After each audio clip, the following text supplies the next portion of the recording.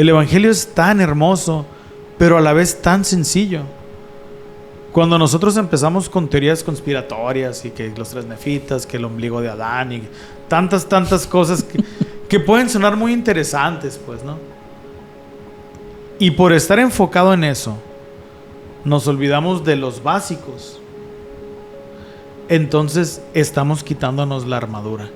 Yo he leído y releído Cuarto Nefi y me gustaría entenderlo más todavía, porque creo que esa es una radiografía de lo que puede ser mi vida si obedezco, y los últimos versículos si no obedezco, y tristemente también de nuestras generaciones. Estoy yo viviendo de tal manera que si mañana se instaura la ley de consagración como es, estoy listo. Entonces, ¿a qué me refiero? Yo tengo que estar preparado con lo que hemos visto en esos versículos para cuando llegue ese momento, en el que podamos vivir una ley mayor, ¿no? Esto es Ven, síguelo. Un enfoque práctico de las Escrituras con Adrián Diarte, Damara Durán y Eduardo Vadillo. Comenzamos. Del día a la noche. Después de años de bonanza y de felicidad, el sol se puso en la sociedad nefita y se opacó todo lo que habían logrado por tantos años. El final de la cosecha se adelantó en forma de un orgullo que nunca cedió y que devoró todo fruto bueno, mostrándonos así que, sin importar lo que logremos, nunca debemos de confiar en nuestro propio brazo. Bienvenidos al episodio número 43. No podía haber un pueblo más dichoso. Tercer Nefi 27 hasta Cuarto Nefi inclusive. Eduardo, ¿qué contraste del título del episodio con la introducción que diste? Pues para allá va la cosa.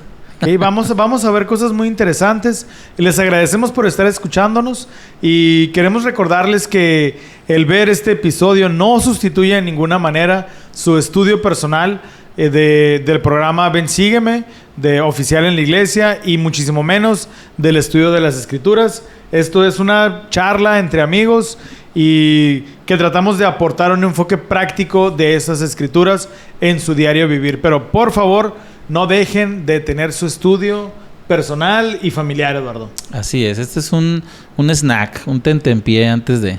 Ok, vamos a comenzar con el primer punto que hemos preparado, que se encuentra en Tercer Nefi 27 del 1 al 12.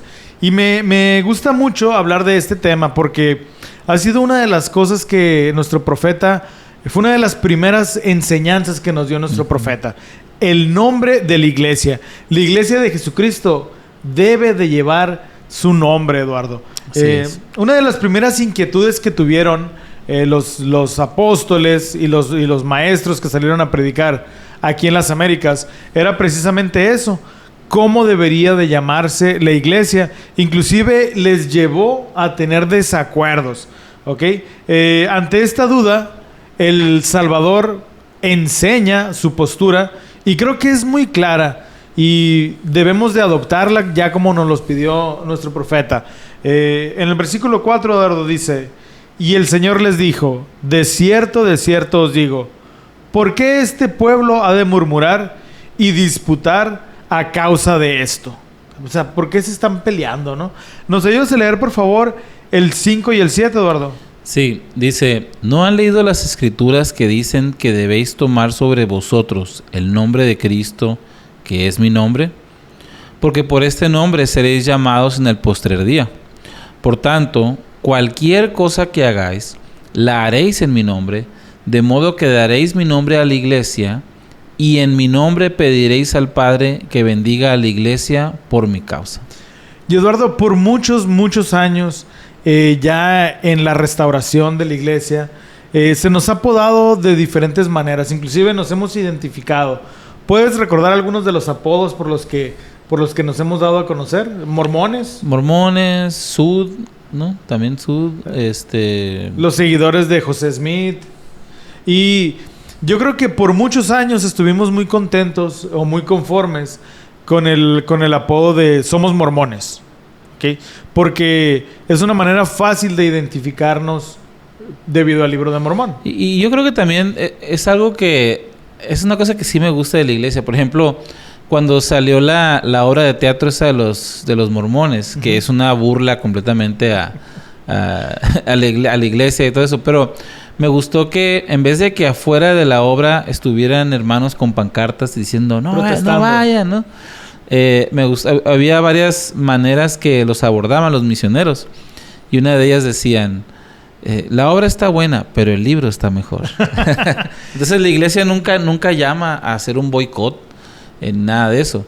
Pero como dices tú, creo que a lo mejor nos fuimos un poco de más y dejamos a un lado el nombre revelado, ¿no? Claro, inclusive hace algunos años ya salió una película en el cine que se llama Conoce a los Mormones, ¿no? Entonces era un nombre con el que nos sentíamos muy cómodamente identificados. Después que nos llamáramos Sud, abreviando las letras y poniendo en contexto que somos santos de los últimos días, pero dejando de fuera el nombre de Cristo. De hecho, la página oficial era LDS.org, o sea, Latter Day Saint, ¿no?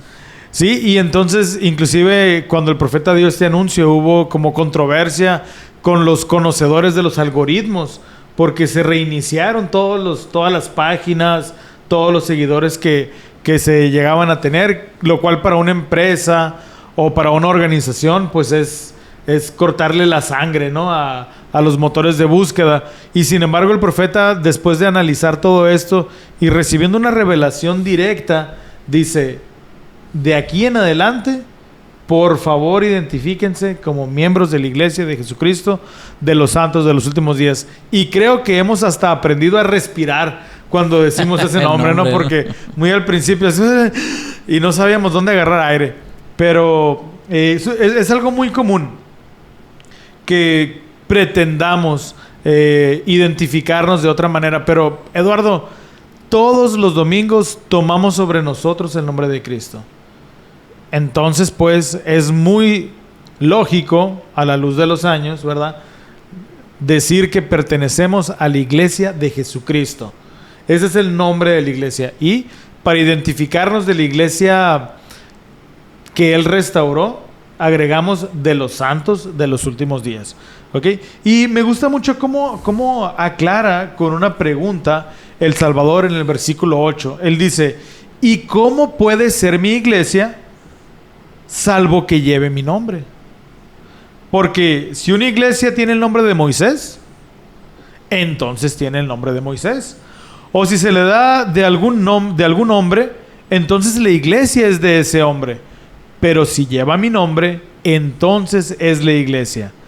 Si es que están fundados en mi evangelio. Muy importante. Porque hay algunas denominaciones religiosas que se denominan como la Iglesia de Jesucristo, o la Iglesia de Jesucristo de los Santos de los Últimos Días reformada o reorganizada.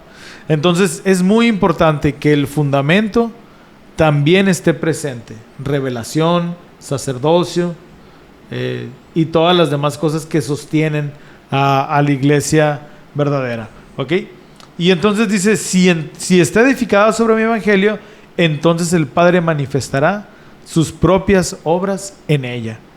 ¿Por qué es importante, Eduardo, entonces, con todo esto que hemos dicho, el nombre de la iglesia?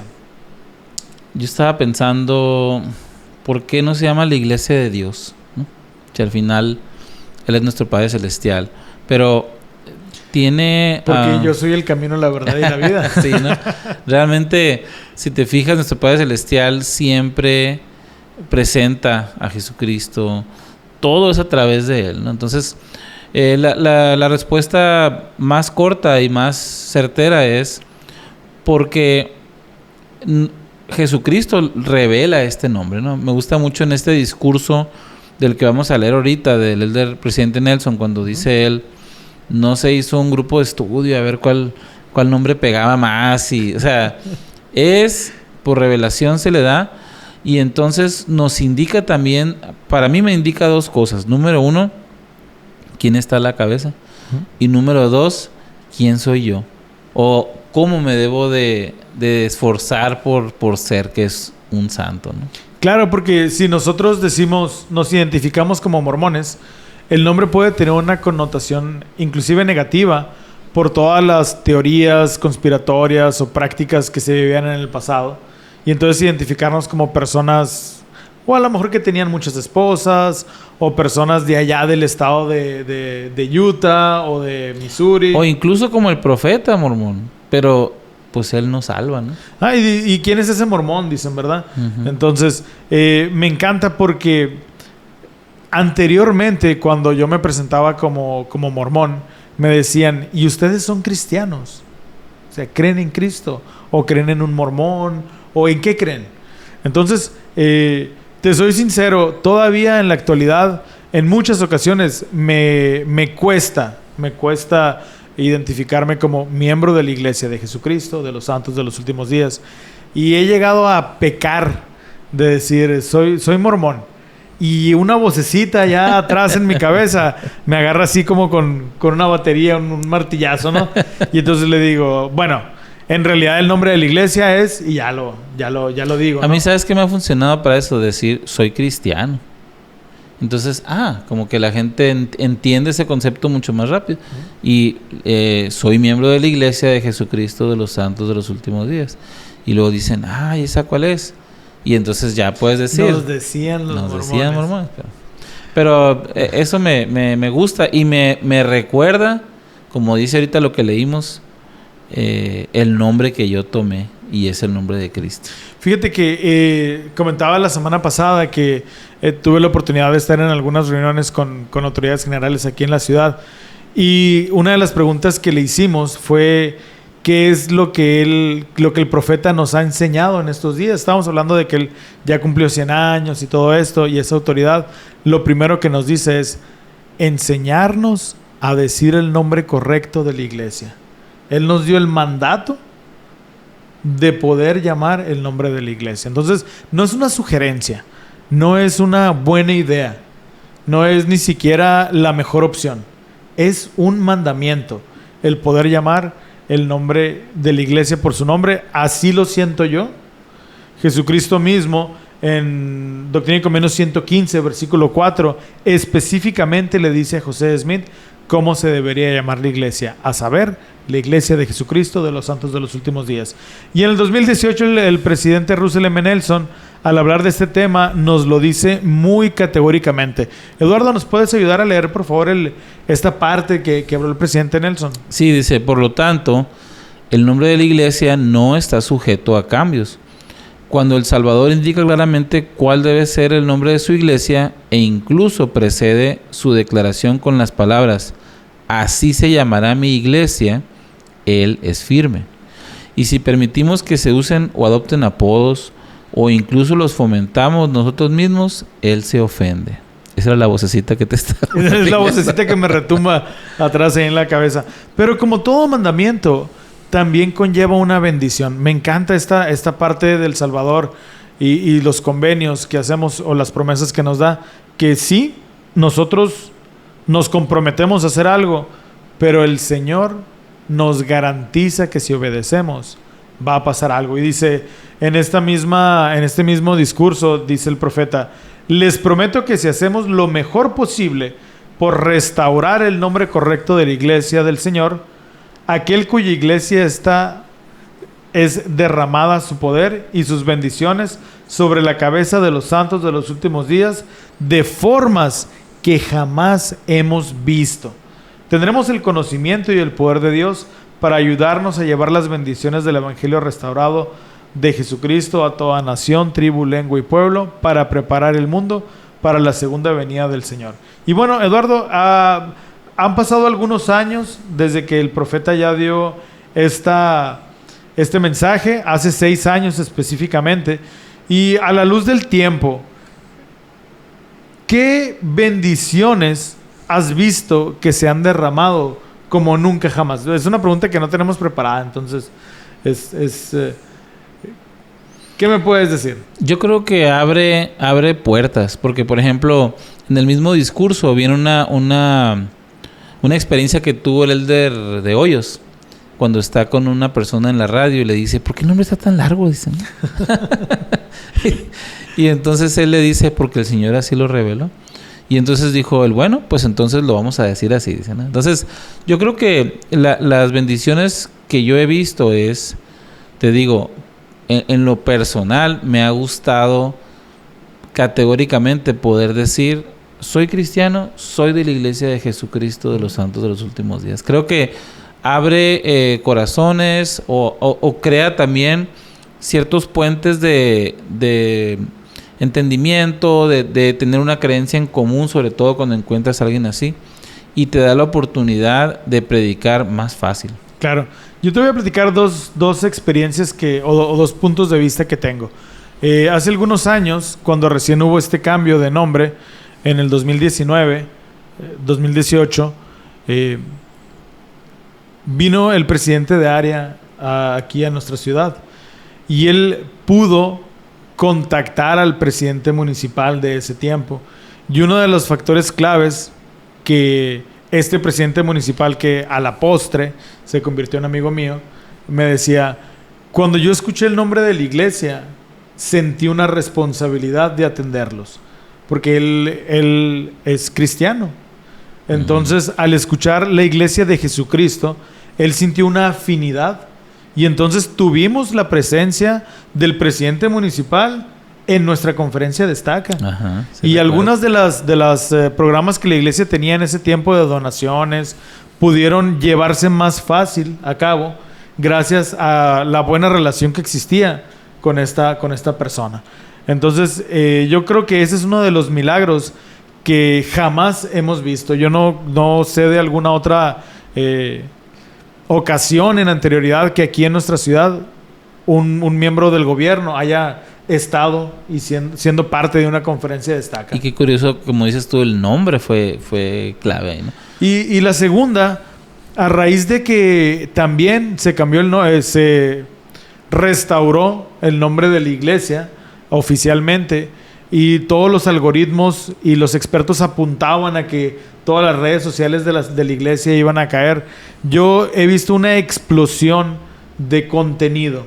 Así como nosotros ahorita estamos hablando de la iglesia, han salido muchas personas, ustedes los conocen, que comparten sus puntos de vista positivos de la iglesia y que tratan de ayudarnos a entender un poquito más diferentes puntos de vista. Entonces, el hecho de que la iglesia, contra todo pronóstico, haya cambiado los nombres, ha dado un crecimiento exponencial, lo cual es pues con el efecto contrario, ¿no? Que estaba... Y queda a la promesa, ¿no? Algo también que me ha gustado y que se dio junto con esto es el cambio del logo.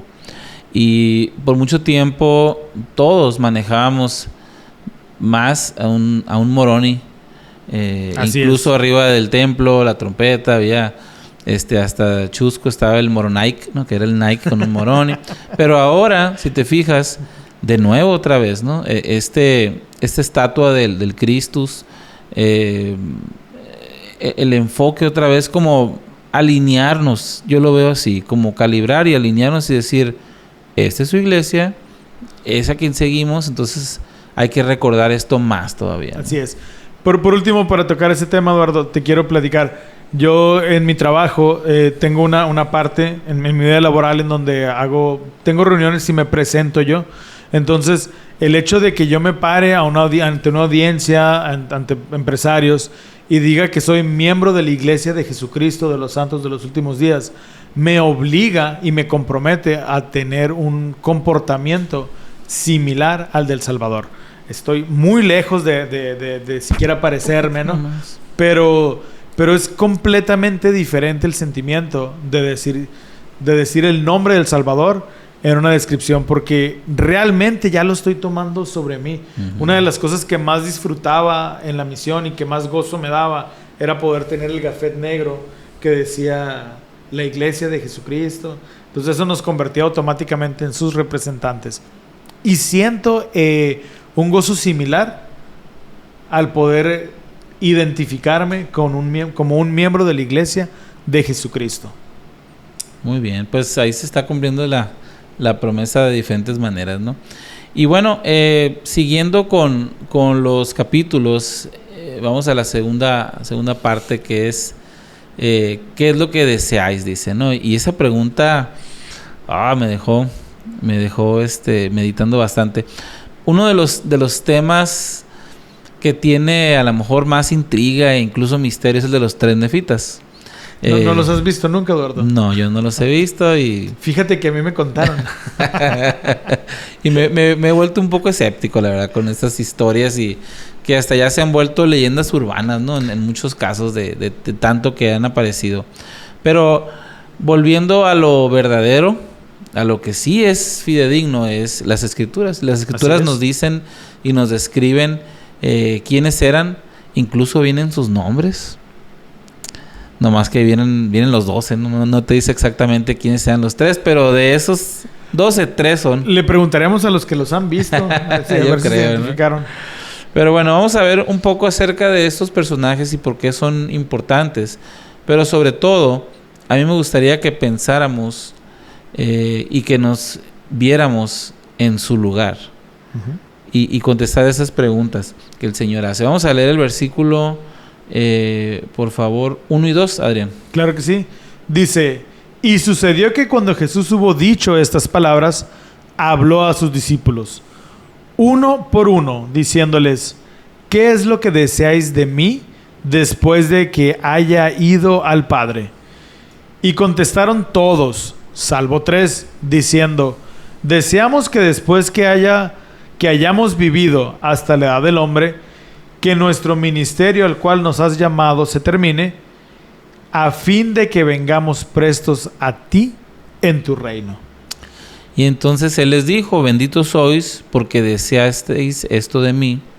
Por tanto, después de que hayáis llegado a los 72 años, estaban todavía tan jóvenes. Mi papá acaba de cumplir 75. Y no, ya se pasó, imagínate. Ya le ganó 3.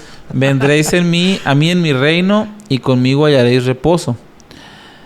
Y cuando les hubo hablado, se volvió hacia los 3 y les dijo: ¿qué queréis que haga por vosotros cuando haya ido al Padre? ¿Y tú qué hubieras respondido, Adrián? Te voy a poner aquí en el banquillo de los acusados.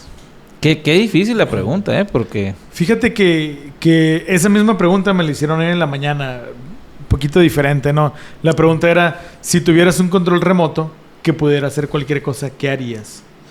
Y yo contesté que me gustaría poder recordar de una manera como en 4D todas las experiencias felices. Okay. Porque siento que entre más envejecemos, menos sonreímos. Entonces, obviamente, pues es una pregunta muy hipotética, ¿no? Pero el poder estar enfrente del Salvador, por más contradictorio que suene, es más probable que un control remoto que haga algo. La verdad no sé. Yo creo que cuando yo esté frente al Padre, me voy a hincar y le voy a pedir perdón. O sea, renuevo mis comienzos cada domingo y me esfuerzo, pero aún me siento un siervo inútil. Entonces yo le pediría al Padre que me perdonara y que me permitiera estar a su lado. Yo creo que soy más afín a los 9. Los otros 3 se me figura cuando quieren extender así en la misión. Bueno, y voy para allá, pues. Yo extendí mi misión. Uh-huh. Yo extendí mi misión y no me quería venir. Yo me quedé 2 cambios más. Me quedé un cambio más muy a regañadientas del presidente y el otro no sé cómo se lo saqué, pues, ¿no? Pero ya aquí en casa estaban así, oye, pues, ¿cuándo va a llegar, no? Pero el sentimiento que uno tiene cuando comparte el Evangelio es algo indescriptible. El poder predicar y ver cómo las personas cambian sus vidas. Entiendo completamente el sentimiento de los 3 nefitas. Yo lo viví por un corto tiempo, obviamente en escala, pues no. Sí, no queremos compararnos ni mucho menos, pues. Pero sí, todo aquel que ha estado al servicio de Dios, dedicado a 24 horas en una misión, entiende ese sentimiento que ellos pudieron tener. Yo soy más afín a los 9, porque ya cuando estaba terminando nada más moribundo en la misión. Pero creo yo que esa es una pregunta que va a depender de cuándo te pregunten, ¿no? Porque a lo mejor ahorita, si tú sientes una plenitud, pues tú vas a decir: pues yo a lo mejor lo que pediría es volver a tu presencia. A lo mejor si yo ahorita tengo sentimientos de sufriendo con alguna dificultad, pues le voy a pedir por eso, ¿no? ¿Algún hijo? Sí, claro. O sea, con un hijo. Yo creo que es una pregunta que podemos estarnos haciendo según pasa el tiempo, ¿no? Eduardo, pero qué curioso que muchas veces nosotros tenemos el mismo sentimiento que esos 3 nefitas. Sí. No de querer predicar siempre, pero dice que cuando el padre les preguntó qué querían, ellos se entristecieron porque no se animaban a pedirlo. Uh-huh. Y como decimos, en el pedir está el dar, pues, ¿no? Pero ¿cuántas veces no nos animamos a pedirle al Padre lo que queremos? Yo entiendo que las cosas suceden de acuerdo a la voluntad del Padre, pero ¿por qué no pedirle lo que está en nuestros corazones? Yo creo que a lo mejor puedes decir, bueno, esto no es tan necesario, o esto no es algo, incluso a lo mejor ellos no sé si conocían a Juan, uh-huh. Ellos no sabían realmente que es algo que ya había sucedido, que había un precedente, ¿no? Así a es. lo mejor lo juzgaban como algo impropio, ¿no? Pero dice, pues sí, precisamente dice en el versículo 6, y es algo que debe ser muy reconfortante: he aquí conozco vuestros pensamientos. Y dice, por tanto, más benditos sois vosotros, porque nunca probaréis la muerte, sino que viviréis para ver todos los hechos del Padre para con los hijos de los hombres, aún hasta que se cumplan todas las cosas según la voluntad del Padre. Y entonces en los versículos 8 y 9, Adrián, nos dan unas descripciones acerca de ellos, de que pues no iban a padecer dolor, que iban a ser resucitados en un abrir y cerrar de ojos, no iban a sentir dolor más que por los pecados del mundo. Y entonces creo que ahí es donde se pierde un poquito, pero me gustaría enfocarme en lo que sí nos compete o en lo que sí se relaciona con nosotros. ¿Qué relación tienen estos deseos que tenemos con nuestra conversión? Fíjate que aquí es como tú dices, ¿no? Aquí es donde vienen todas las teorías conspiratorias de si están, si no están, si están predicando. Yo creo que las mismas promesas que se les extendieron a ellos al predicar el evangelio las podemos ver en nuestros misioneros y en nuestras autoridades generales que están dedicados. Si bien es cierto que cuando estás en la misión te puedes sentir mal o te puede doler algo, tú le sigues. Porque es más grande el amor que tienes por las personas que el dolor que puedes llegar a sentir. También, si bien es cierto que no nos vamos a morir y vamos a estar eternamente, sí vivimos de una manera diferente, vivimos de una manera elevada, ¿okay? Nuestros cuerpos, nuestras mentes, nuestros espíritus de alguna manera toman una posición arriba de lo normal. No estoy citando a ningún profeta ni nada, ese es mi sentir, ¿no? Porque suceden cosas milagrosas en la misión y durante nuestra conversión nosotros vamos a experimentar sentimientos de que queremos más y más cada vez. Queremos un testimonio de un principio, queremos con más ganas asistir a la iglesia, queremos con más ganas servir en un llamamiento, queremos con más ganas el poder que nuestra familia también sirva, que nuestros hijos. Y yo creo que nuestros sentimientos nos van a ir llevando a una conversión más perfecta y más completa. Yo fíjate que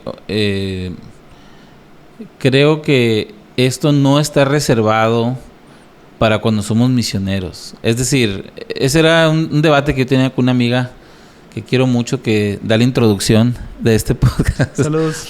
Y ella decía, es que nunca has sentido el espíritu como en la misión. Y yo le decía, yo no creo eso. Le dije, no, yo no creo. Y entonces, cuando yo regresé, me traje un consejo que mi presidente de misión me dijo. Dijo, ¿quieres sentirse en la misión? Sea un buen maestro orientador. Uh-huh. Y entonces, que ahora es ministrar. Y entonces, yo puedo decirte,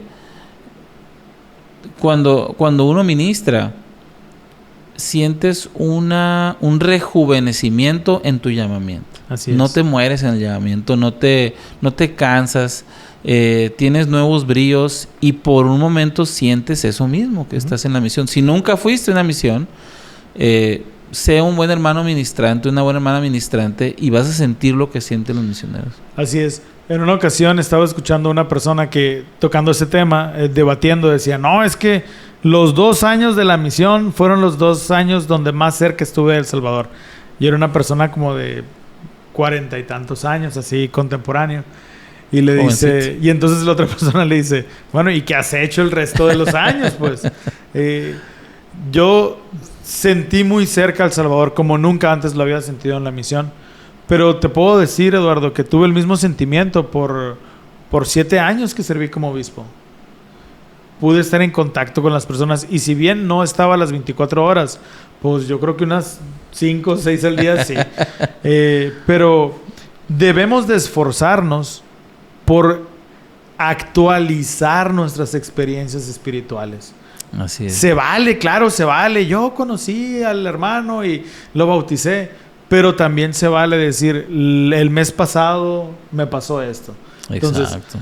Si seguimos viviendo de las glorias pasadas, pues ¿dónde está nuestra senda hacia la vida eterna? Y esto que dices va muy de acuerdo con lo que vimos en la última conferencia, cuando se nos invita a que hagamos del templo y del discipulado nuestra prioridad.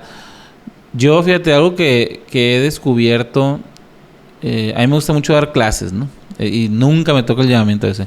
Pero cuando llegué a estarlo, una meta mía era... No, tampoco me ha tocado. Tampoco. Pero una meta que yo me ponía era, sí, que no me oigan, ¿no? Era, esta semana voy a hablar de esto en la clase. Y yo todos los días pedía, dame una experiencia de esto.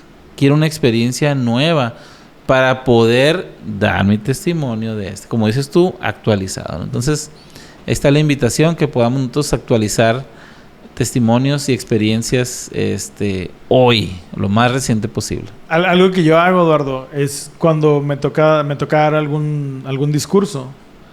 Escribo el discurso y a veces me baso en algunos de las autoridades, pero las experiencias, yo busco mis experiencias y las pongo ahí. Y a veces me dice mi esposa, ¿cómo se te ocurren tantas cosas? Es que podemos ver la mano del Salvador en cualquier momento de nuestras vidas. Y yo creo que eso es lo que debemos de aprender los 3 nefitas. No debemos de preocuparnos si están en Río Bravo, o si están en la Reserva India, o si están en Perú.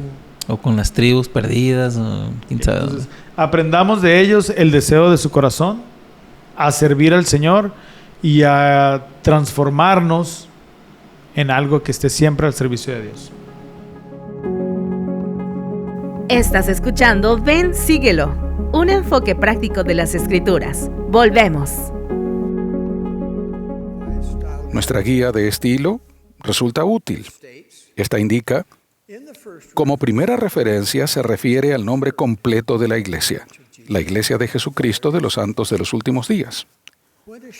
Cuando se necesite una segunda referencia abreviada, se insta a usar los términos la Iglesia o la Iglesia de Jesucristo. La Iglesia restaurada de Jesucristo también es preciso y apropiado. Si alguien preguntara, ¿usted es mormón?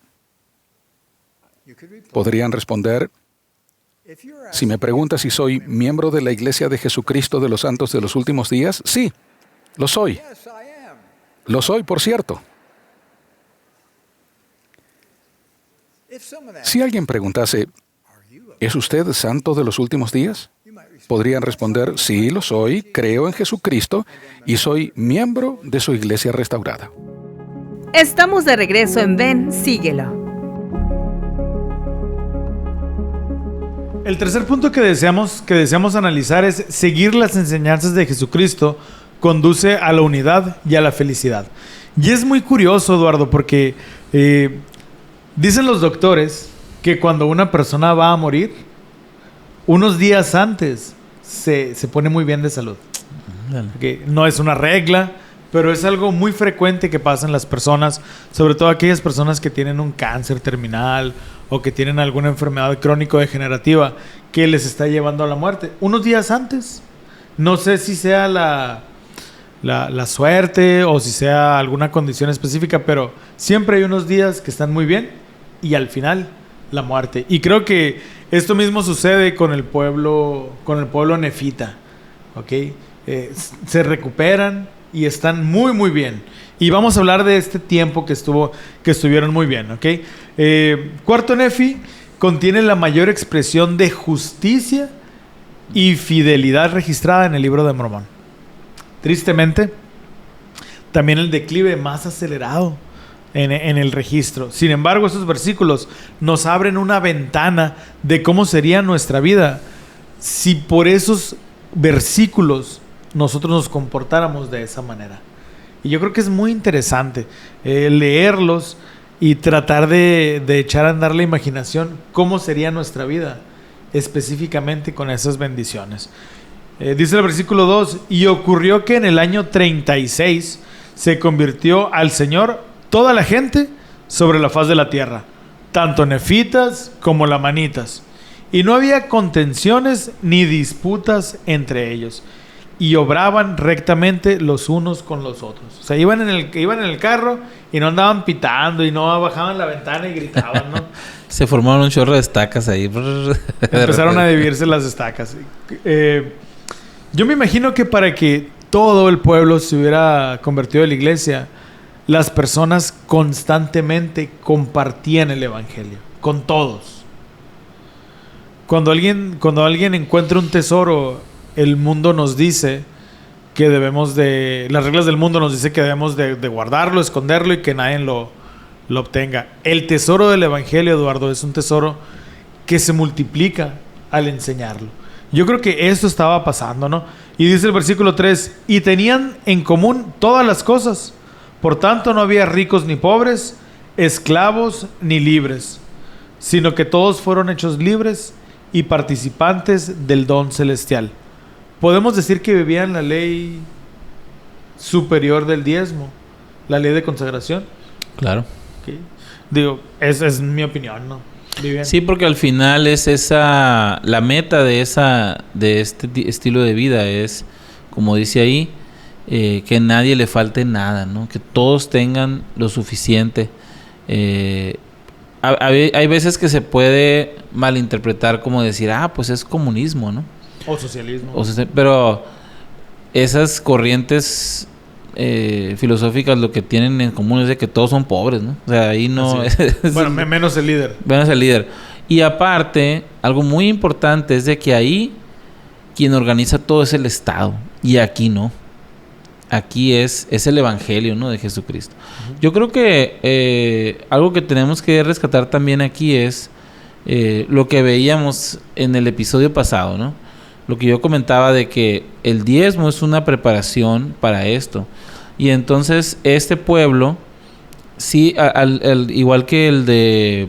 ¿El pueblo de Enoc? Del pueblo de Enoc, ellos también tenían la misma característica de que no había pobres entre ellos porque entre todos se podían ayudar, ¿no? Entonces el orgullo es mucho más difícil que entre ahí a lo que tenemos actualmente y lo que ellos vivieron y lo vimos muchas veces, ¿no?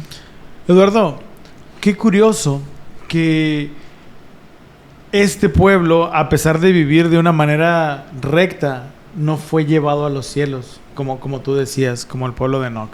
¿Y cuáles habrán sido las diferencias del pueblo? Yo creo que fue una obediencia más prolongada. ¿Okay? Porque en cuanto este pueblo empezó a gozar de las bendiciones de la obediencia, cayó en el ciclo del orgullo otra vez. Uh-huh. Y este es un semáforo para nosotros. Esto es algo que debemos de voltear y ver y darnos cuenta que no solamente, no por el hecho de que ahorita seamos obedientes, ya le hicimos. Muy seguido caemos en ese error. Creemos que porque estamos yendo a la iglesia, pagando el diezmo, siendo obedientes, nos quitamos la armadura de Dios.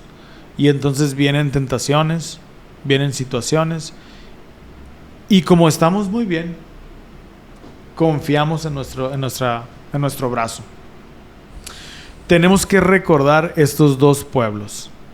El pueblo de Enoc, que nunca se quitó la armadura de Dios, y el pueblo de Cuarto Nefi, que vivió obediente, pero cayó en el ciclo del orgullo. Y aquí yo creo que también tiene mucho que ver, en este ejemplo que dabas, la perspectiva y la visión que tenían de la vida. Decía Elder Holland, dice que hacer, bueno, lo cita un escritor, pero dice, hacer las cosas bien o ser alguien bueno y pensar que no te va a pasar nada malo o que no estás expuesto, es como ser vegetariano y pensar que el toro no te va a atacar a ti porque eres vegetariano, ¿no? O sea, pues no tiene relación que eso, ¿no? O sea, todos somos expuestos. Me gusta mucho los siguientes versículos porque nos dan una perspectiva de las formas que ellos tenían cuando eran fieles todavía. Dice, y aconteció que el pueblo de Nefi se hizo fuerte y se multiplicó con gran rapidez y llegó a ser un pueblo hermoso y deleitable en extremo. ¿Y por qué se multiplicaban? Bueno, el versículo 11, y se casaban y se daban en matrimonio y fueron bendecidos de acuerdo con la multitud de las promesas que el Señor les había hecho. Y ya no se guiaban por las prácticas y las ordenanzas de la ley de Moisés, sino que se guiaban por los mandamientos que habían recibido de su Señor y su Dios, perseverando en ayuno y en oración, y reuniéndose a menudo, tanto para orar como para escuchar la palabra del Señor. Y no había contenciones en la tierra a causa del amor de Dios que moraba en el corazón del pueblo. Dice que tampoco había envidias, no había contiendas, no había tumultos, no había fornicaciones, no había mentiras, ni asesinatos, ni lascivas de ninguna especie. Y dice, y ciertamente no podía haber un pueblo más dichoso entre todos los que habían sido creados por la mano de Dios. Y bueno, esta es la opinión del autor, ¿no? Sí, y puede ser también hipérbole, ¿no? Como una manera de decir, hacer una declaración poética, una declaración con el fin de poner un énfasis, ¿no? No quiere decir exactamente, ¿no? Que no. Pero yo creo que lo que podemos rescatar de aquí es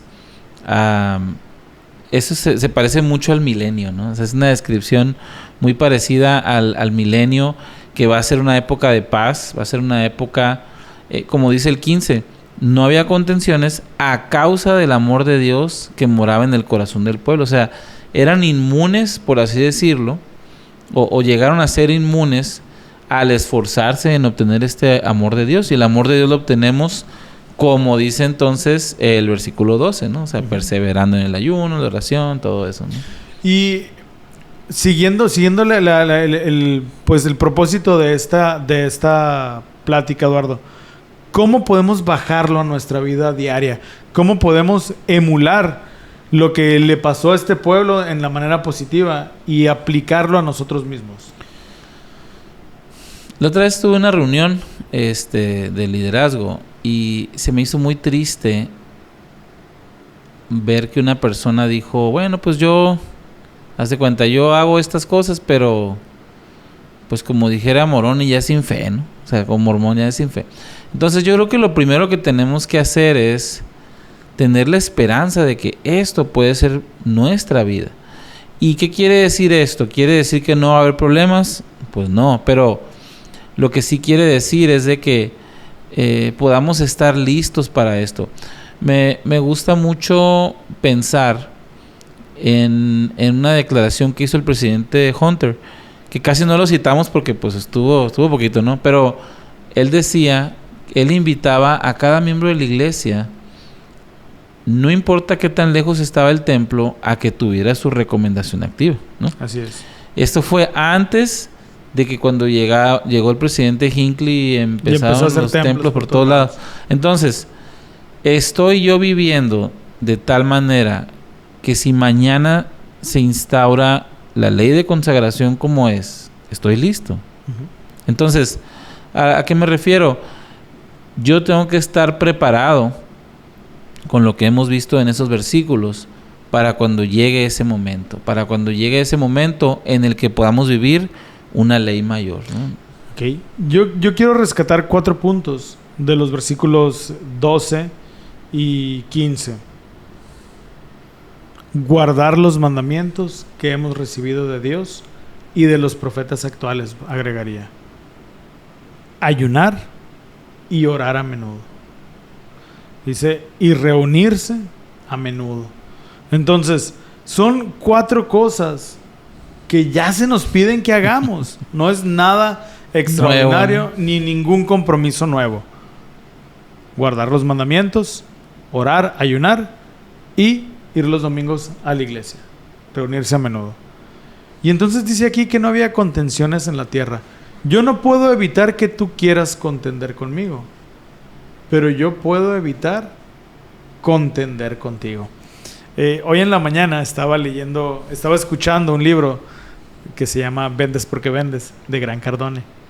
Entonces dice que la mejor manera de hacer que una persona compre tu producto o tu idea o tu filosofía es acordar con ella. Y entonces dice, imagina que tu esposa quiere ir al cine y tú estás muy cansado. Entonces ella te dice, quiero ir al cine, y tú le dices, no, mejor vamos a cenar. Entonces decirle que no ya es estar en contención. Entonces el consejo que él te da es, sería genial ir al cine. ¿Qué te parece si vamos a cenar primero? Okay. Y ya estando en el cine, tú le puedes decir, oye, ¿cómo ves si vamos a casa y disfrutamos de una bonita velada? Oye, o te vas al cine y de cualquier manera los dos ganan, dice, porque pasaron tiempo de calidad juntos. Y entonces hace un reto y te dice, te reto a que el día de hoy no contiendas con nadie, no le digas a nadie que no. Y le expreses de alguna manera, después de que no le dices, de que validas lo que él te dice, lo que tú quieres. Entonces, para mí fue un gran reto el día de hoy. El no... Digo, y dice, y cuando no lo logres, vuelve a comenzar. Entonces yo creo que esa es una buena invitación para no contender. Y si contiendes, empieza otra vez y trata de no contender. Reconcíliate con tu hermano, dice la Escritura.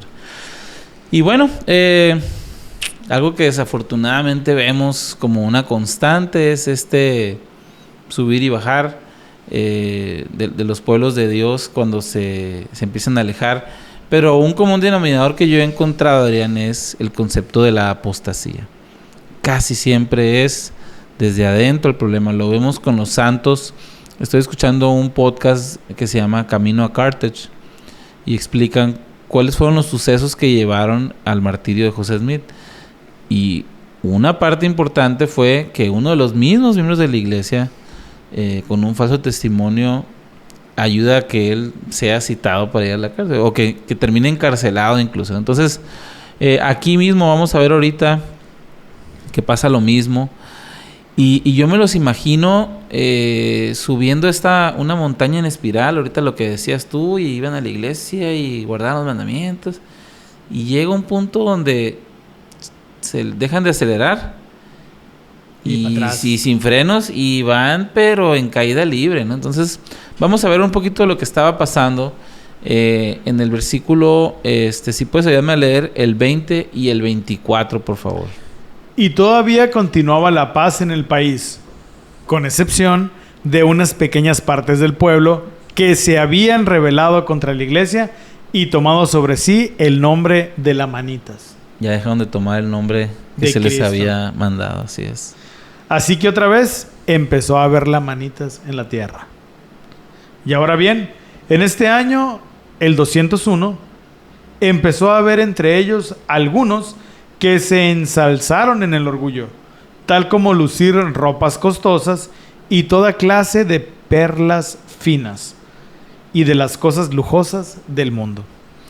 Y dice el 25, y de ahí en adelante ya no tuvieron sus bienes y posesiones en común entre ellos, y empezaron a dividirse en clases y empezaron a establecer iglesias para sí con objeto de lucrar, y comenzaron a negar la verdadera iglesia de Cristo.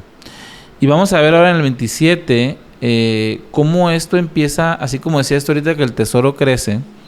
Vamos a ver cómo crece esta iniquidad, por favor, en el 27.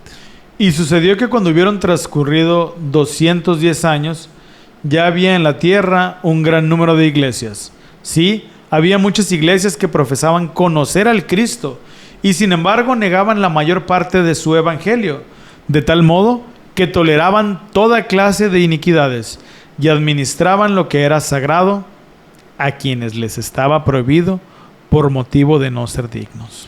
¿Qué fue entonces esta chispa que enciende esta reacción en cadena? Mira, concuerdo contigo que la apostasía es parte de esto, pero yo agregaría también el orgullo. Cuando tú empiezas a querer vestirte de una manera para llamar la atención, para que vean, como decía un compañero de la misión, para que vean de qué lado más caliguana, ya te empiezas a ser diferente. Quieres resaltar tú por lo que tienes y no por el amor que tienes por Cristo. Creo que el orgullo fue lo que destruyó completamente a este grupo. Y me llama mucho la atención, dice, y administraban lo que era sagrado a quienes les estaba prohibido por motivo de no ser dignos.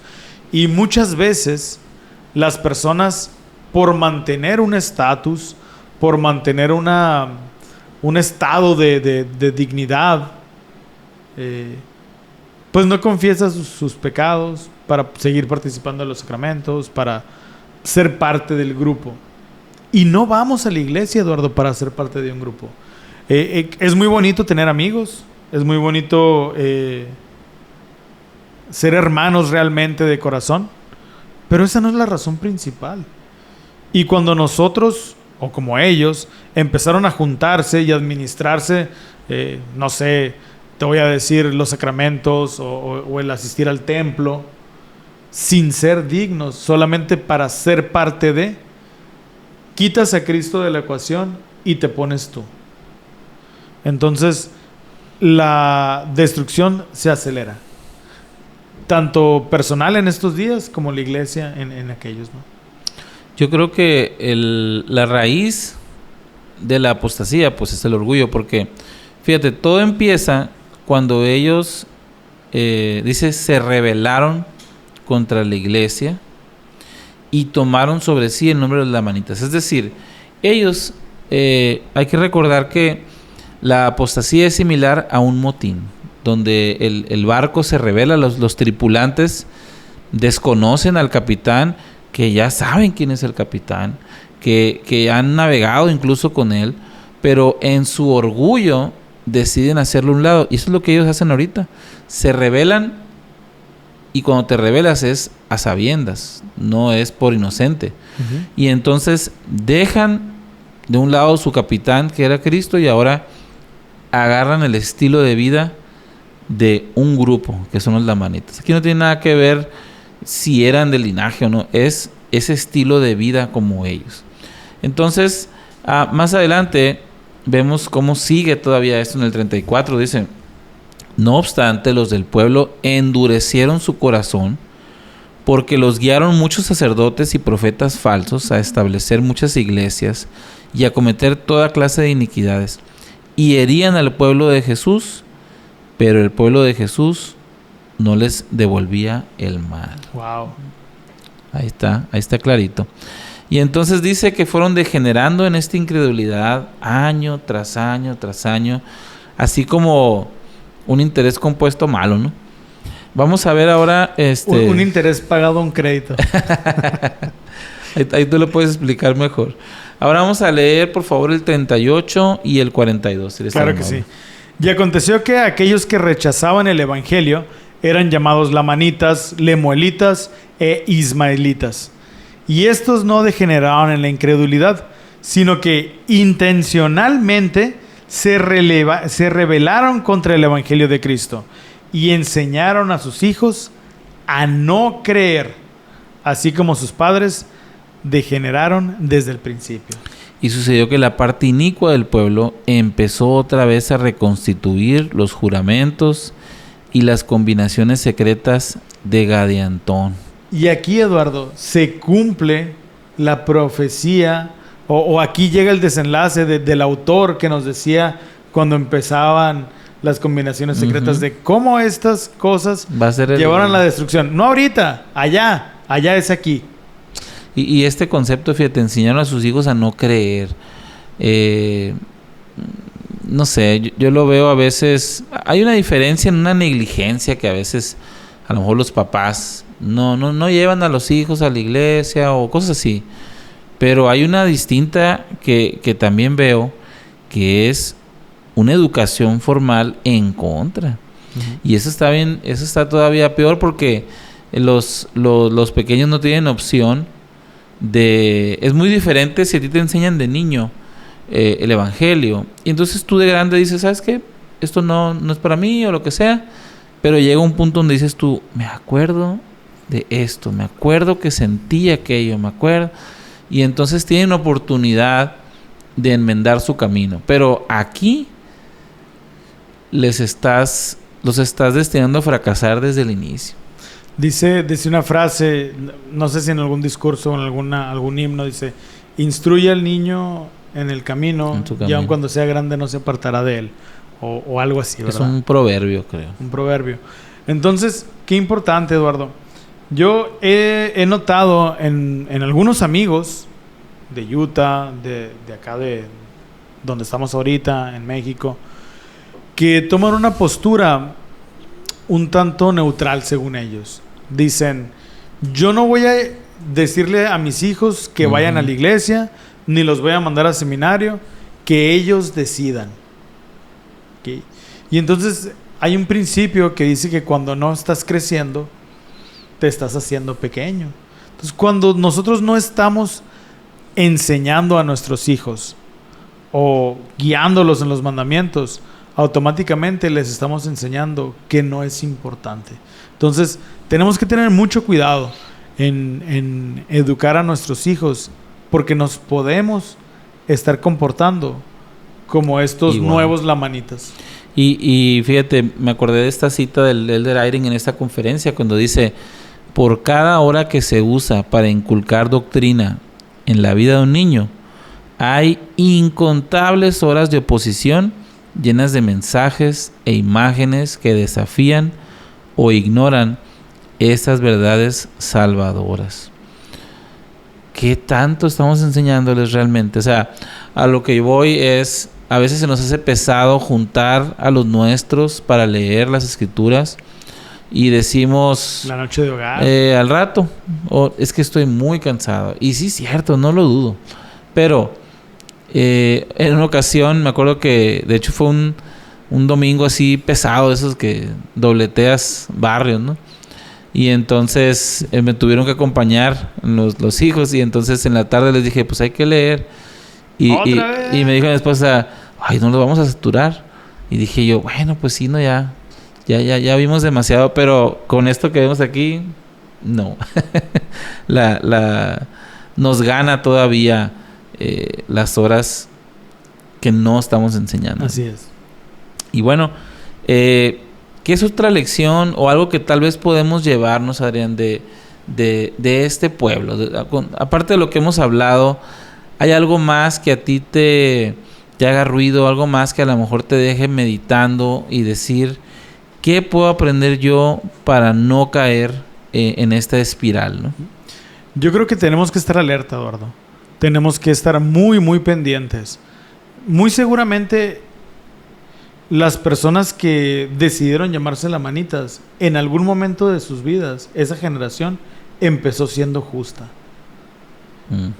Y Satanás, poco a poco, picó piedra, como la gota que rompe la roca. Yo creo que debemos de estar preocupados y ocupados en constante oración, en ayuno, en reunirnos constantemente. Esas 4 cosas que hacían, no dejarlas de hacer. El Evangelio es tan hermoso, pero a la vez tan sencillo. Cuando nosotros empezamos con teorías conspiratorias y que los 3 nefitas, que el ombligo de Adán y tantas cosas que pueden sonar muy interesantes, pues, ¿no? Y por estar enfocado en eso, nos olvidamos de los básicos. Entonces estamos quitándonos la armadura. Yo he leído y releído Cuarto Nefi y me gustaría entenderlo más todavía, porque creo que esa es una radiografía de lo que puede ser mi vida si obedezco, y los últimos versículos si no obedezco. Y tristemente también de nuestras generaciones, porque aquellos que se convirtieron en lamanitas, que decidieron llamarse lamanitas y lemuelitas, pues a lo mejor no cayeron tan bajo como la siguiente generación que decidió no enseñar a sus hijos, y la siguiente generación que se convirtió en un pueblo sanguinario, y la siguiente generación que se deleitaba, para terminar el libro de Mormón, en perseguir a los justos. Entonces creo que tenemos que tener mucho cuidado. No somos nosotros nada más. Vienen muchas generaciones adelante de nosotros que pueden sufrir las consecuencias por quitarnos la armadura. Elder Holland decía que tu desobediencia en algo sencillo, por ejemplo, te desvía un poco. Pero aunque tú no lo quieras, esa desviación se va a hacer muchísimo más grande conforme pasan las generaciones. Claro. Entonces, es como el ejemplo del Elder Uchtdorf cuando decía que con 1 grado, ¿no? ¿Hasta dónde puedes llegar? Yo lo que veo es 2 cosas que yo me llevo de esta lección. Es la ingratitud te distorsiona la realidad. Y entonces tú te crees el mero, como decimos. Tú crees que todo lo que tienes es tuyo. Y la otra cosa es, me recordó mucho un discurso de unas personas que están como en un arado, ¿no? Como en un terreno. Y entonces el jovencito voltea y dice, mira todo lo que llevamos hecho ya. Dice, ¿no? Y la mamá le dice, deja de voltear para atrás, mira para adelante. Entonces, qué bueno que anteriormente hayas tenido un gran llamamiento. Qué bueno que hayas sido un gran centurión bautizador. Felicidades. Pero poniéndolo en términos muy claros, eso no importa. Porque al final no importa qué fue, sino en qué te convertiste al final de tu vida. Ese es el juicio final. Entonces, qué bueno que hice todo eso, pero ahorita, porque al final, por ahorita es por lo que voy a dar cuentas. Entonces, que podamos, yo me llevo esto, ser más agradecidos y dejar de ver atrás y ver hacia adelante todo lo que nos falta por hacer. Muy bien, pues muchísimas gracias, Eduardo, por darnos esta clase. Tú que quieres ser maestro. Hemos aprendido cosas muy importantes. La importancia de llevar sobre nosotros el nombre de Cristo y tomar y identificarnos como miembros de la iglesia. Aprendimos también las consecuencias de dejar de llamarnos como miembros de la iglesia en esta última parte. Y les queremos agradecer por habernos escuchado, por llegar hasta aquí con nosotros. Y me gustaría que pudieras poner cuál es la lección que aprendiste en un par de palabras al poder escuchar la historia de este pueblo que cayó en decadencia aquí en los comentarios. Y sobre todo invitarte a que puedas compartir este video con alguien que crees que pueda aprender algo de él. Así es, y nos vemos en el próximo episodio. Esto fue Ven, síguelo. Un enfoque práctico de las Escrituras con Eduardo Vadillo, Damara Durán y Adrián Diarte. Hasta la próxima.